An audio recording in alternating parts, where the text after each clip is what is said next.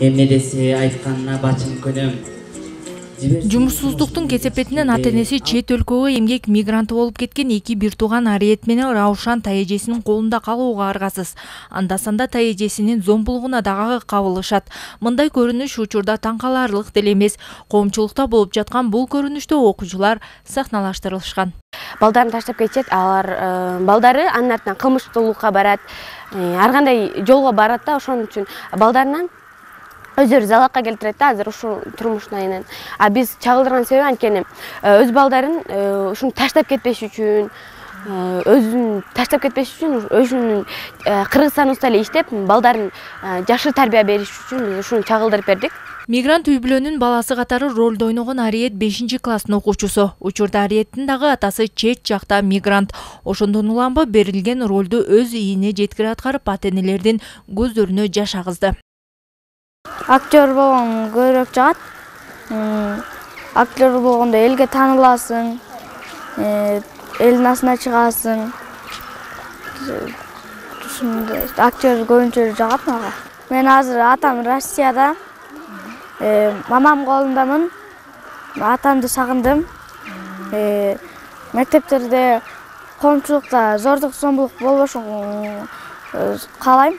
Мектепте үй бүлөдө зордук зомбулукту өспүрүмдөр арасындагы кылмыштуулукту жана эрте никеге турууну алдын алууга карата иш-чаралар байма-бай уюштурулуп турат. Алардын эң жакшылары ата-эне менен тыгыз иш алып баруу жана алардын катышуусундагы иш-чаралар. Кээ бир ата-энелер эми маани бербейт, чындыгында баарыбыз эле катышып мектепте жүрөбүз дебейбиз, чын эле ата-энелер бар. Кээ бири көп маани бербегенчи. Анан бирок негизи сөзсүз түрдө катышып, бала эмне болуп атат, чын эле түштөн кийин эмне кылып атат, кечинде эмнеге барып атат деген бир ата-энелер кызыктар болуш керек да бала үчүнчү. Ата-эне менен мугалим, окуучу тыгыз байланышта болушу абзел да. Анткени себеби ата-энелердин кызыктарынын жоктугунан себебинен анжа зордук зомбулуктун келип чыгышы, баланын сабакка кызыгуусу жоктугу көбүнчө ошо ата-энелер себеп болуп калат да. Аталган көйгөйлөрдүн түпкү себептеринин бири ата-энелердин балага болгон жоопкерчилигинин жуктугу жана аларга жетиштүү көңүл бурбоосу. Анткени балдарга ата-эне мээрими жана камкордугу жетишсиз болууда дешет адистер. Балдарга ушунчолук мындай керектүү убакыт бөлүнбөй атат. Себеби дегенде ата-энелер иштейт, убактылары жок балдарга көңүл бурганга. Ошондуктан балдар баягы кароосуз калып калган убактар болуп атат. Себеби дегенде мына балдар ошондуктан суицидке барган учурлар катталып атат, зордук зомбулукка кабыл болуп калып атат. Ата-энеси кимге тыштаганын билбестиктен миграцияга, чет өлкөгө чыгып кетип атышат. Мисалы туугандарына тыштайт, алар ойлошот ошо туугандарыбыз карайт балдарыбызды деп ойлошот.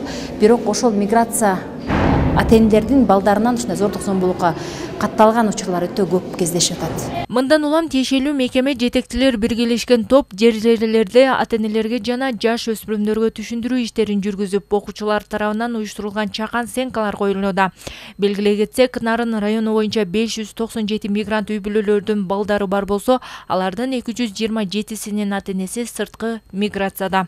Түшүндүрүштөрүн жүргүзүп, именно ошо сырткы мигранттын үй бүлөндө кайсы үйүн чоң апасында калып атат, тайжалардын колунда калып атат, ошолордун баарын түшүндүрүштөрүн жүргүзүп, аларга мыйзамдуу камкорчулар дайындоо иштерин алып барып атабыз. Былтыркы жылга 26 бала сырткы мигрант балалар камкорчулары көзөмөлчөп дайындаганбыз. 2022 жылдын 1 кварталында болсо 16 бала сырткы мигрант балдарына камкорчу көзөмөлчөп дайындап атабыз.